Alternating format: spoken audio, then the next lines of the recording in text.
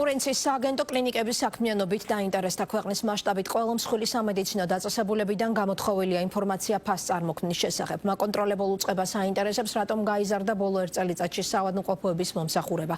სააგენტო ფასების 26%-ით მატებაზე მიუთითებს და მიზეზის დადგენას ცდილობს. უწყება სტატისტიკის სამსახურის მიერ ივლისში გამოქვეყნებულ მონაცემებს ეყრდნობა. ამბულატორიულ და სტაციონარულ სივრცეებში ფასების ზრდას ინფლაციით ხსნიან კლინიკები, თუმცა მხოლოდ 10%-ის ფარგლებში.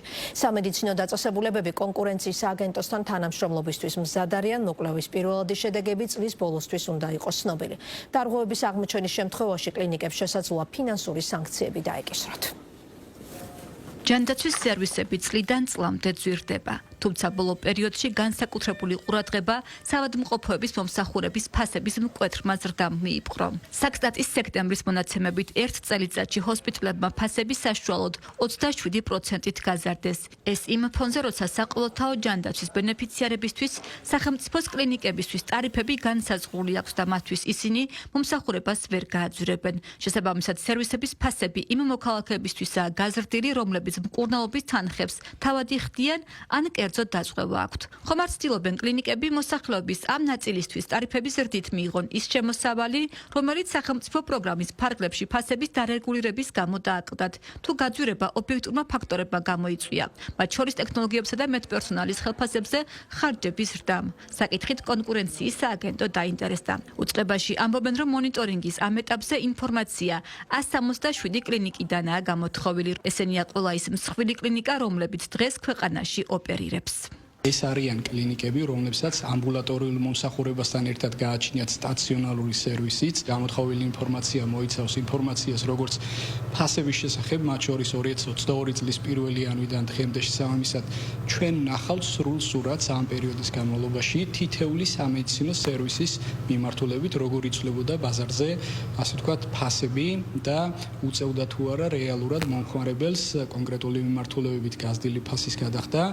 კონკურენციის სააგენტო სტრატეგიული ბაზრების მონიტორინგის დეპარტამენტის უფროსის განცხადებით, პირველ ეტაპზე უნდა გაირკვეს, თუ რა სახის სამედიცინო სერვისებზეა ფასი გაზრდილი. ასევე ჩატარდება მოკვლევა, თუ რომელ სერვისზე მოიმატა ღირებულებამ ყველაზე მეტად და ამის შემდეგ დაიწყება შესწავლა, რომელიმე საავადმყოფოში ჰქონდა თუ არა ადგილი ფასის ხელოვნურ ზრდას, რამაც მომხმარებელი დააზარალა. რიგი მიმართულებით შეიძლება ფასი 100 და 150%-ით გაიზარდა, რიგი მიმართულებით კი საერთოდ არ შეცვლილა ფასი. მონიტორინგის ფარგლებში ჩვენ მოვახდენთ იმის იდენტიფიცირებას, თუ სად გაიზარდა ფასი ყველაზე მეტად, შემდგომში უკვე დავიწყებთ ძიებას, რამდენად იყო ფასის ზრდა დანახარჯებზე და კონკრეტულად საბაზრო ფაქტორებზე დაფუძნებული და ჰქონდა თუ არა ადგილი გარკვეულწილად ხელოვნურ ფასის ზრდას.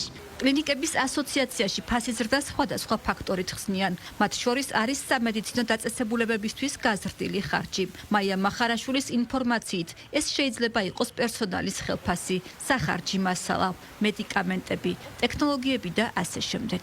DRG-ის ფარგლებში ვერანაირის და ვერ იქნება და არ არსებობს. ამას პირდაპირ შემიძლია დღეს ვეკითხოთ ყველანაირი მონიტორინგის და ფასების შედარების მიუხედავად, იმიტომ რომ DRG სისტემა ზუსტად არის დაფიქსირებული, სტაციონარული ფასები არის დაფიქსირებული. ის ნაწილი, ანუ ბენეფიციარები, რომლებიც საყოველთაო ჯანდაცვის პროგრამით სარგებლობენ, მათთვის არაფერი ვერ გაიზრდებოდა. ჯანდაცვის დანახარჯების ტენდენცია რომ ნახოთ, თელ მსოფლიოში ნებისმიერი ტიპის ქვეყანაში არის მზარდი.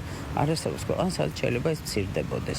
იმიტომ რომ ძალიან ბევრ ფაქტორზეა დამოკიდებული ჯანდაცვის მომსახურება, ეს არ არის ხო ცალკე ამოგლეჯილი რაღაცა, ცალკე მდგომი სერვისი, რა ეკონომიკური მდგომარეობაც არის ქვეყანაში, პირველ რიგში იმ მდგომარეობის შესაბამისად ხდება რეაგირება იგივე ჯანდაცვის დანახარჯებზე. ჯანდაცვის ხარჯების ზრდა ეს არ არის მხოლოდ საქართველოს პრობლემა, მთელ მსოფლიოში შეინიშნება ყოველწლიურად მზარდი ტემპები ჯანდაცვის ხარჯების ზრდის. ეს გამოწვეული არის რამოდენიმე მიზეზით, უმთავრესი ცხადი ეს არის ინფლაცია და განსაკუთრებით საქართველოში, როდესაც სხვა პროდუქტებზე, სხვა სერვისებზე გაიზარდა, შესაბამისად ჯანდაცვის სერვისებზეც უნდა გაზრდილიყო.